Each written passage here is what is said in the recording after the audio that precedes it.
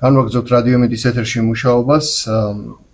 ჩვენ ვიცით, რომ ახლოვდება ერთიანი ეროვნული გამოცდები, შეფასებისა და გამოცდების ეროვნული ცენტრი სწორედ 2026 წლის გამოცდებთან დაკავშირებით აგრძელებს საინფორმაციო შეხვედრებს. გარდა ამისა, დღეს საგრანტო კონკურსისთვის რეგისტრაცია დაიწყო დილით და სწორედ ამ თემებზე სასაუბროთ რადიომედის სტუდიაში ჩვენ შეფასებისა და გამოცდების ეროვნული ცენტრის დირექტორს თამარ მემანიშვილს მასმენსლობთ. გამარჯობა. მოგესალმებით. მადლობა სტუმრობისთვის. ალბათ თამარ, პირველ რიგში გითხარით მიმდინარე პროცესით დავიწყოთ, რომელიც უკავშირდება საინფორმაციო შეხვედრებს. ამდენი წელია ერთიანი ეროვნული გამოცდების სისტემით ვაბარებთ ამ გამოცდებს და ყოველ წელიწადს თქვენს ცენტრს ეს გარჯა აქვს, ყოველთვის ახსნა, ყოველთვის განმარტებები, იმდენად საინტერესო მნიშვნელოვანი და მოთხოვნადია და მით უმეტეს რომ წელს კვარტალური სიახლეებიც გვაქვს და გითხარით ამ ხრივ რამოცემულობა, იმიტომ რომ ერთია ის კომუნიკაცია, რომელსაც თქვენ სტუდენტებთან უშუალოდ აწარმოებთ და მეორეა ჩვენი რადიო სივრცეს, რომელიც სწორედ ერთგვარი საინფორმაციო კამპანიის მატარებელი იქნება. პირველ რიგში დავიწყოთ რა გვაქვს სიახლე წელს ერთიანი ეროვნული გამოცდების ფორმატში. წელს მთავარი სიახლე გვაქვს, ორი მთავარი სიახლე, რასაც აბიტურიენტებს შეფასებისა და გამოცდების ეროვნული ცენტრი სთავაზობს. მთავარი სიახლე არის ის, რომ წელს აბიტურიენტებს ჩვენს მიერ გამოქვეყნებულ აბიტურიენტის ცნობარში სახელმწიფოს მიერ დაფუძნებული უმაღლესი საგანმანათლებლო დაწესებულების ნაწილში დაფინანსების გრაფა დახვდებათ ცარიელი. უბრალოდ იქ იქნება დათქმა და მითითება იმის შესახებ, რომ მათი სწავლის საფასურის ანაზღაურებას იმ შემთხვევაში თუ კი ისინი რა თქმა უნდა ჩარიცხებიან სახელმწიფოს მიერ დაარსებულ უმაღლეს საგანმანათლებლო დაწესებულებებში ანაზღაურებს სახელმწიფო. ეს არის პირველი ცვლილება, რაც მათ შეხვდებათ და მეორე ცვლილება არის ის, რომ აბიტურიენტები ასევე აბიტურიენტის ცნობარში იხილავენ საკმაოდ ვრცელ ჩამონათვალს პროფესიული საგანმანათლებლო პროგრამების. ეს შეეხება როგორც სახელმწიფოს მიერ დაფუძნებულ პროფესიულ საგანმანათლებლო დაწესებულებებს, ასევე კერძო კოლეჯებს და წელს საგამონაკლისო წესით ჩვენ გვაქვს სიახლე ის, რომ საბაკალავრო პროგრამებთან ერთად აბიტურიენტებს შესაძლებლობა აქვთ შეარჩიონ ასევე მათთვის საინტერესო პროფესიული საგანმანათლებლო პროგრამებიც. და აქვე დავაზუსტებ, ჩვენ რეგისტრაცია დასრულდა 11 მაისს, თუმცა ამის მიუხედავად აბიტურიენტებს შესაძლებლობა აქვთ პროფესიული საგანმანათლებლო პროგრამების დამატების და ასევე მათ მიერ არჩეული პროგრამების ცვლილებისა საკმაოდ ხანგრძლივი პერიოდის განმავლობაში. მათ ბოლო ცვლილების შეტანა შეუძლიათ აპელაციის შედეგების გამოქვეყნების მომდევნო დღის 18 საათამდე, ეს არის დაახლოებით აგვისტოს შუა რიცხვები. ამიტომ დღეიდან მოყოლებული აგვისტოს შუა რიცხვებამდე მათ შეუძლიათ კიდევ ერთხელ დაფიქრდნენ და გადაანაცვლონ ის პროფესიული პროგრამები ან საბაკალავრო პროგრამები, რაც მათ აქვთ შერჩეული. წაშალონ ეს პროგრამები, დაამატონ ახალი პროგრამები, ამიტომ ხანგრძლივი პერიოდი არის ამისთვის კიდევ განსაზღვრული და შეუძლიათ თუ მოინდომებენ და საჭიროდ ჩათვლიან ეს ცვლილებები, რომ განახორციელონ. ამ ცვლილებებთან დაკავშირებით ჩვენ დავიწყეთ კამპანია და აბიტურიენტებს შევხვდით საქართველოს 9 ქალაქში, ყველა რეგიონში აბსოლუტურად. ღია კარის დღეებს ვეძახით ჩვენ მსგავსი სახის შეხვედრებს, სადაც აბიტურიენტებს ცენტრის წარმომადგენლებთან ერთად მაქსიმალურად ვცდილობთ, რომ ყველა მათთვის საინტერესო კითხვაზე გავცეთ პასუხი და იქაური კითხვები ძირითადად შეეხებოდა ხოლმე საგამოცდო პროცესებს, რა ნივთები უნდა შეიტანონ აბიტურიენტებმა გამოცდაზე და ასე შემდეგ. თუმცა ასევე საინტერესო არის აბიტურიენტებისთვის ტესტურ დავალებებთან დაკავშირებული კითხვები და ყველას აინტერესებს ხოლმე კონკრეტულად იმ საგნებში, რაც მათ აქვთ არჩეული და რაშიც აპირებენ, რა თქმა უნდა, გამოცდების ჩაბარებას. ამიტომ ჩვენ დაახლოებით მეორე კვირაა თუ არ ვცდებით, დავიწყეთ ასევე ონლაინ შეხვედრები აბიტურიენტებთან. თითოეული საგნობრივი ჯგუფის წარმომადგენელი შეხვდება აბიტურიენტს და იმ საგნებში, რაშიც გამოცდები ბარდება, იქნება ეს უცხოური ენა, ქართული ენა და ლიტერატურა, ფიზიკა თუ მათემატიკა.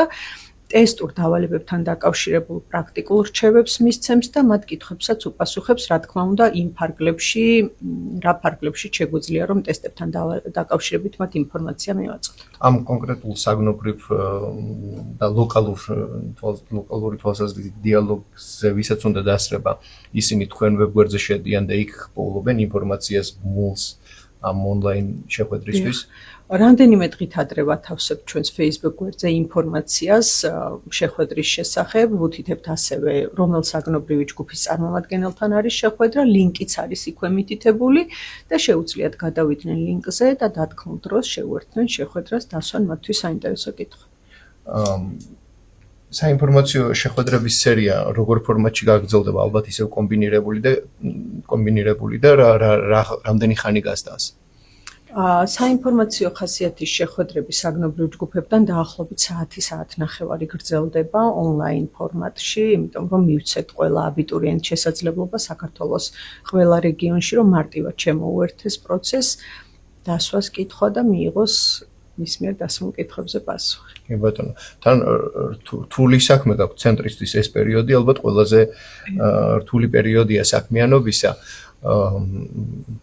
და ჩვენ ვართ იმ მოცემულობაში, როდესაც გასაგებია ყოველი ახალი თაობისთვის ეს ძალკე პასუხისმგებლობაა და კონკრეტული გამოწვევაა.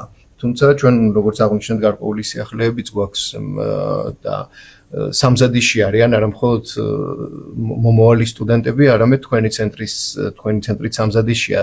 აი ამ ხრივ რა მოცემულობაა მოსამზადებელი პერიოდი თქვენი შიგნით სამუშაო პროცესის გათვალისწინებით რა სირთულეებთან არის დაკავშირებული და საერთოდ ამ ერთიანი ეროვნული გამოცდების პრინციპში განათლების რეფორმის აი ამ გარდამავალ საფეხურზე ჩატარება რითი იქნება ალბათ გამორჩეული ან საინტერესო. ცენტრი როდესაც რეგისტრაციის პროცესს ასრულებს, მეორე დღიდან უკვე იწყება მოსამზადებელი სამუშაოები გამოცდებისთვის. ჩვენ გვაქვს ალბათ იცით საქართველოს მასშტაბით 24 საგამოცდო ცენტრი და ეს არის ის პერიოდი, როდესაც ცენტრი იწყებს სამუშაოებს აი ამ საგამოცდო ცენტრების მოწესრიგებისთვის, იქნება ეს ინფრასტრუქტურული საკითხების მოგვარება თუ ასე შემდეგ, ყველა იმ საკითხის მოგვარება ტექნიკით უზრუნველყოფა საგამოცდო ცენტრების, რათა აბიტურიენტს უკვე საგამოცდო პროცესში ყველა ის პირობა შეუქმნას ცენტრმა, რომ ძალიან მშვიდად, წყნარად და ზედმეტი სტრესის და დაძაბულობის გარეშე შეძლონ მათ თავიანთი დავალებების შესრულება. და ამ პერიოდში მოსამზადებელი სამუშაოების საკმაოდ დიდი ჯაჭვი არის, რასაც ცენტრი ახორციელებს, გარდა საგამოცდო ცენტრებისა. ხშირად სვავენ აბიტურიენტები, სვავდნენ ღია კარის დღეებზე კითხვას, აბიტურიენტებს იქ დახვდებათ ასევე ცენტრის თანამშრომლები, საკმაოდ დიდი ჯგუფი თანამშრომლებისა, ამიტომ ამ პროცესშიც რეგისტრაციის დასრულებიდან დაახლოებით ივლისის დასაწყისამდე ცენტრს საკმაოდ დიდი სამუშაოები აქვს ამ მიმართულებით ჩასატარებელი, იმიტომ რომ თითოეული საგამოცდო ცენტრი უზრუნველყოფილია იმ ადამიანური რესურსით, რაც საჭიროა იმისათვის, რომ აბიტურიენტებს მაქსიმალურად კომფორტული, მეგობრული და ისეთი გარემო შეუქმნათ, რომ ძალიან კარგად შეძლონ მათ თავიანთი დავალებების ამოხსნა და შესრულება. კი ბატონო. თქვენ აღნიშნეთ, რომ წელს ერთგვარი სიახლე იქნება, თქვათ გრანტის გრაფა იქნება თავისუფალი, თუმცა მათ ვისაც საგრანტო მონოპოლარი გააჩნიათ და უნდათ გარკვეული ცვლილება, ჩვენ ვიცით, რომ დღეს 10 საათიდან დაიწყო საგრანტო კონკურსისთვის რეგისტრაცია. აი აქ რა ხდება, რა მოცემულობაა? დღეს დილით 10 საათზე დავიწყეთ რეგისტრაცია საგრანტო კონკურსისთვის, რომელიც გაგრძელდება 8 ივნისის 18 საათამდე. აქვე არის მთავარი და მნიშვნელოვანი რამ გასათვალისწინებელი სტუდენტი, რომელსაც აქვს სურვილი, რომ მონაწილეობა მიიღოს საგრანტო კონკურსში, გაიუმჯობესოს მის მიერ წინა წელს მოპოვებული გრანტი, ან მოიპოვოს გრანტი. ამ შემთხვევაში მთავარი, რასაც მან ყურადღება უნდა მიაქციოს, არის ის, რომ 5 ივნისის 18 საათამდე მან აუცილებლად უნდა უზრუნველყოს გამოცდის საფასურის გადახდა ჩვენი ვებგვერდის მეშვეობით. გამოცდის საფასური კვლავ შეადგენს 10 ლარს და არ გვაქვს ამ მიმართულებით ცვლილება და შემდგომში უკვე 5 ივნისიდან 8 ივნისის 18 საათამდე შეძლებს დაასრულოს, ასე ვთქვათ, რეგისტრაცია, მაგალითად თუ მოისურვებს შეცვალოს საგამოცდო ქალაქი და შეარჩიოს თვითონ საგანი, რასაც აბარებს და სტუდენტები ამ შემთხვევაში მხოლოდ და მხოლოდ ერთ საგანს აბარებენ. ეს არის ზოგადი უნარების გამოცდა, რაც შესაძლებლობას გვაძლევს, რომ სტუდენტთა ზოგადი უნარების შეფასება შევძლოთ. გამოცდა არის სამკომპონენტიანი, რომელიც მოიცავს წაკითხulis გააზრებას, ლოგიკურ მსჯელობას და რაოდენობრივ მსჯელობას. გამოცდისთვის არის სულ გათვალისწინებული 2 საათი და 35 წუთი და ეს დრო თვითონ შეუძლიათ გადაანაწილონ და გამოიყენონ ტესტის იმ ნაწილისთვის თავიანთი შეხედულების მიხედვით. ანუ ტესტის თითოეული ნაწილი კიდევ ცალკე დროით შეზღუდული არ არის. ესენიც იმ 24 ცენტრში დაწერენ ამ ტესტებს. დიახ, ეს საგრანტო კონკურსი არის გათვალისწინებული მხოლოდ და მხოლოდ ბაკალავრიატის საფეხურზე მყოფი იმ სტუდენტებისათვის, რომელთაც სტუდენტის სტატუსი 2025 წლის 17 დეკემბრამდე მოიპოვეს. და ეს სტუდენტებიც იმ საგამოცდო ცენტრებში გადანაწილდებიან, სადაც გამოცდებს ჩააბარებენ აბიტურიენტები და მათი გამოცდაც, რა თქმა უნდა, აბიტურიენტებთან ერთად ივლისის თვეში დაიგეგმება.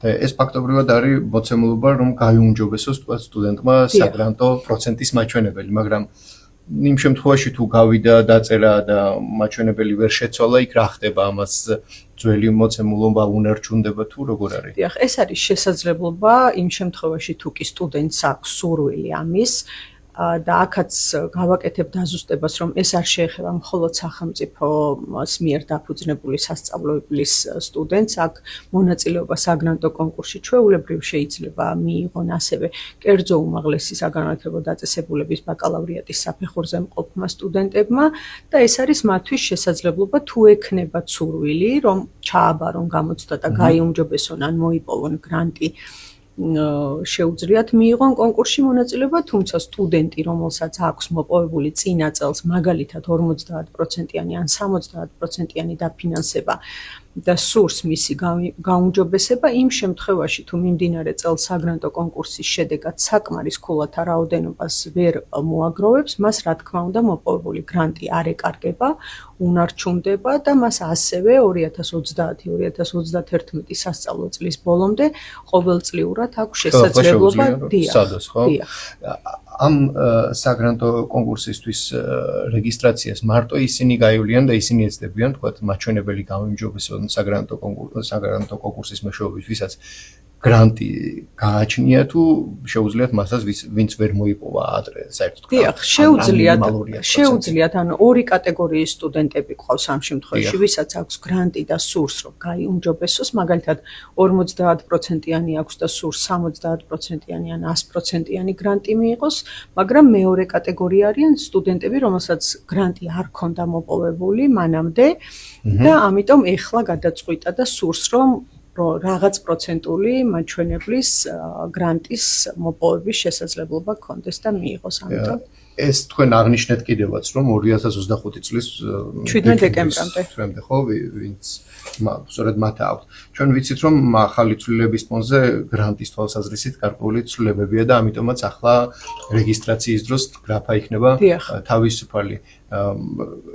ამ მოცემულობით ჩვენ რას ვღებულობთ და გამოცდების ან ერთიანი სისტემიდან გამომდინარე რა ცვლილება აქვს ზოგადად სტუდენტებს.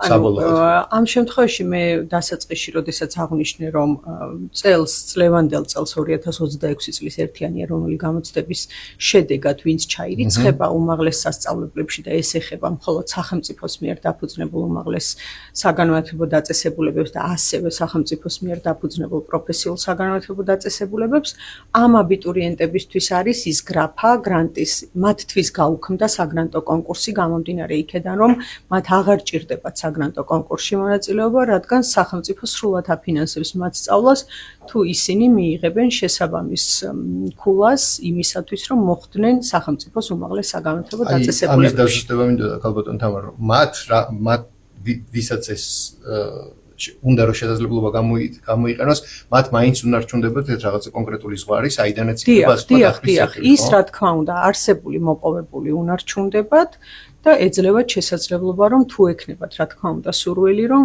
კიდევ უფრო გაიუმჯობესონ გრანტის ოდენობა. კი ბატონო.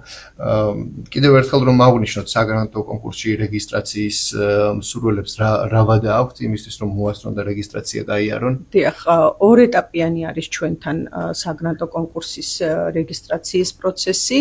ამიტომ ძალიან კარგი იქნება სტუდენტი, რომელიც გადაწყვეტს რომ ჩააბაროს ეს გამოცდა, რეგისტრაცია დაიწყო დღეს როგორც აღვნიშნეთ, ამიტომ დღეიდან 5 ივნისის ჩათვლით უმჯობესი იქნება რომ მათ სრულყოფილად გაიარონ რეგისტრაცია.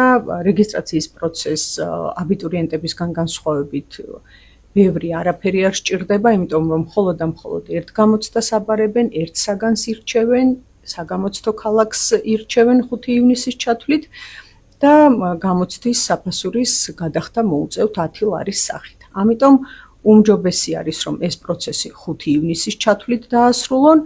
ან თუ დაუშვათ საგამოცდო ქალაქს და საგანს არ შეარჩევენ, ამ შემთხვევაში 5 ივნისის ჩათვლით აუცილებელი არის რომ 10 ლარის ოდენობით გამოცდის ღირებულების საფასური გადაიხადონ. წინააღმდეგ შემთხვევაში 5-დან 8 ივნისის ჩათვლით საფასურის გადახდას ვერ შეძლებენ. და ალბათ ყველა ვარიანტი უნდა სცადონ, იმიტომ რომ როგორც თქვენ განმარტეთ, ვერჩაბარების შემთხვევაში ეს არ იმოქმედებს მათთვის ახლა არსებულ საგრანტო პროცენტულ მაჩვენებელზე და მით უმეტეს თუ მომავალ წელსაც ექნებათ საშუალება რომ გადააბარონ და გაიუმჯობესონ საგრანტო მაჩვენებელი, ვფიქრობ რომ ალბათ ყველამ უნდა სცადოს, ვისაც აქვს ამის შესაძლებლობა და სურვილი.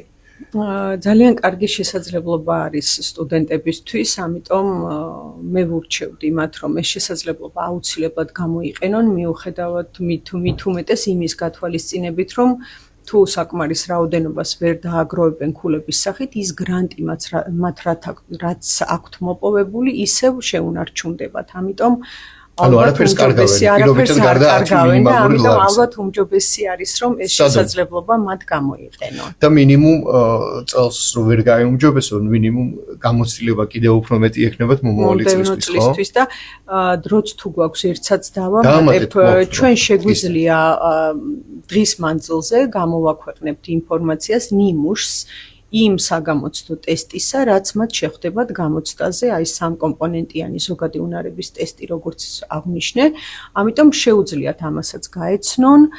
ძველი ტესტებიც არის გამოყენებული ცენტრის ვებგვერდზე და დაახლოებით ტესტის სტრუქტურა შეუძლიათ ნახონ და ამის შემდეგ აუცილებლად გაიარონ რეგისტრაცია და ეცადონ, გაიუმჯობესონ ან მოიპოვონ აბიტურიენტებისგან განსხვავებით მათ ამ სქემის დანახვა და ცოდნა გაუადვილებს ორიენტირებას, ასე ვთქვათ, რომ წერის დროს აუღონალღო და მიაღწიონ სასურველ შედეგს. ფაქტობრივად საგრანტო კონკურსისთვის რეგისტრაცია გავლილebისთვის ან ვინც გაივლიან, მათთვის თქვენ კონკრეტული რჩევები მოგვეცით და ხო დაუბრუნდეთ იმ თემას, რითიც დავიწყეთ ჩვენი საუბარი, რომ მიუხედავად იმისა, რომ ეს გამოცდა ფაქტობრივად ყოველ წელს ტარდება და ეს ერთი მნიშვნელოვანი დღეა, ამ თარიღამდე მზადება საკმაოდ დაუღალავია და ფაქტობრივად მთელი წლის განმავლობაშია. კი, ამისთვის მზადება ცენტრი გამოცდიდან გამოცდამდე. თქვენთვის ეს პროცესი არ სრულდება.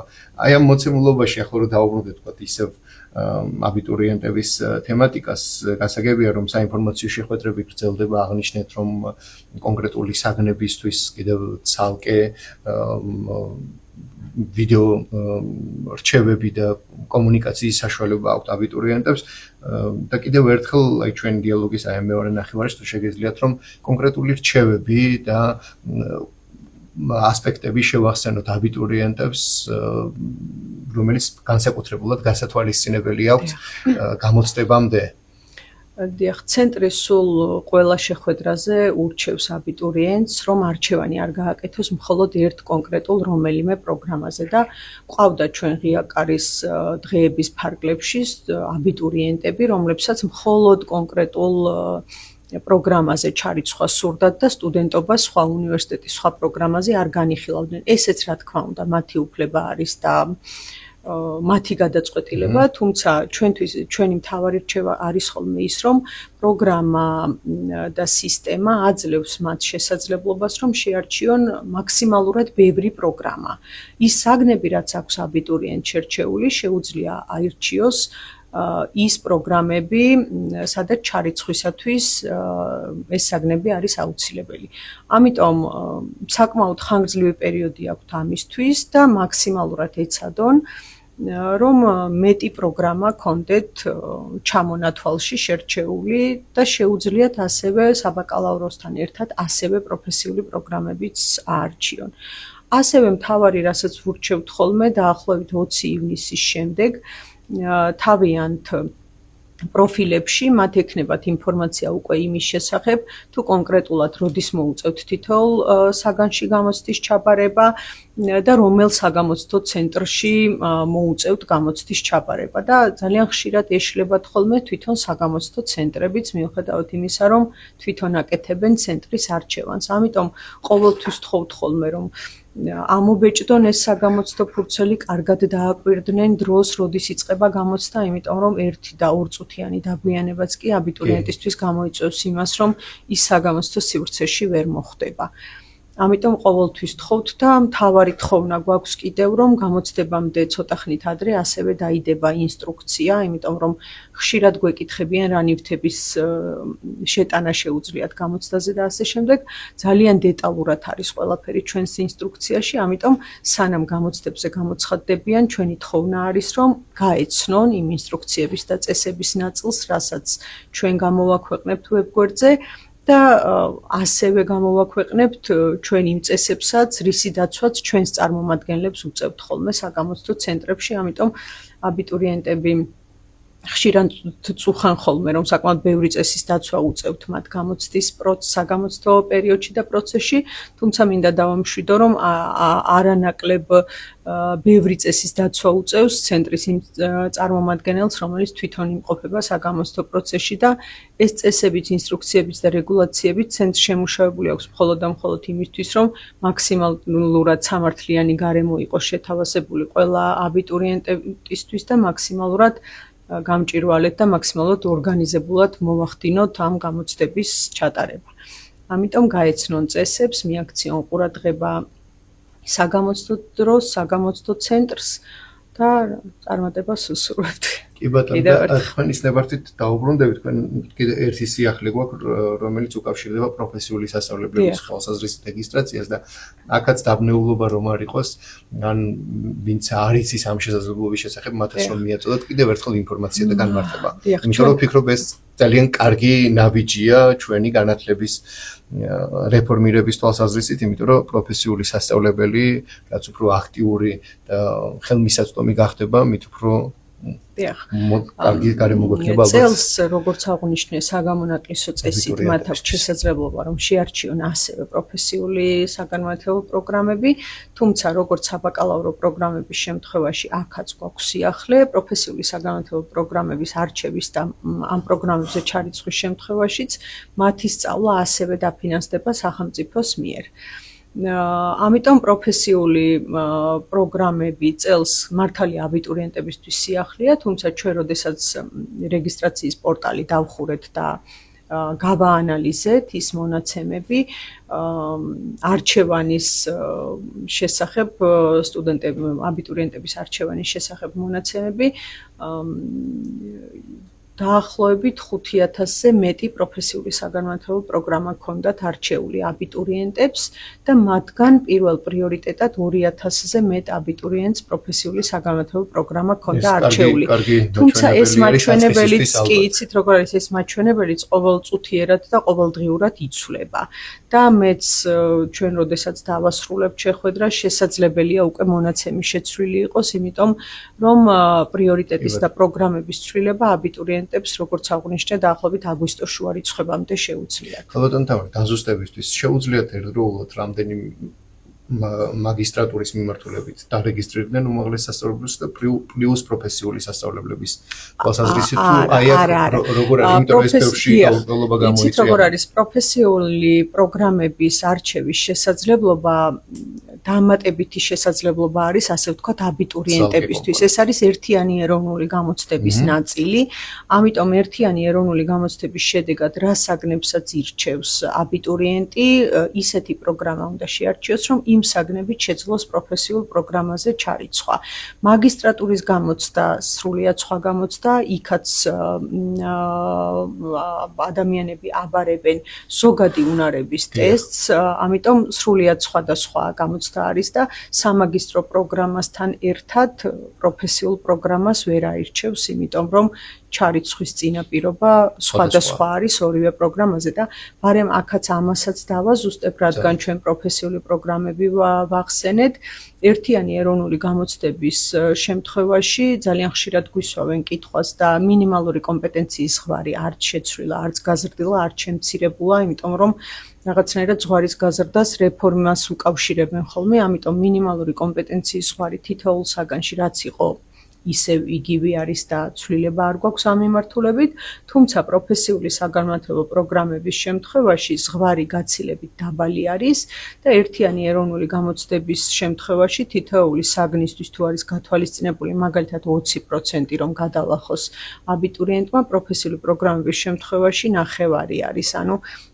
ნახევარზე ცოტა მეტი, ანუ 11% უნდა გადალახოს და ამიტომ ვურჩევთ ხოლმე ყოველთვის აბიტურიენტს, რომ თუ დაუშვათ ვერ დააგროვებს საკმარისი რაოდენობის ქულებს იმისათვის, რომ საბაკალავრო პროგრამაზე მოხვდეს, დიდი ალბათობით მას უფრო მეტი შანსი აქვს, რომ პროფესიულ საგანმანათლებლო პროგრამებზე მოხვდეს, იმიტომ რომ მინიმალური კომპეტენციის ზღვარი აქ განახევრებულია.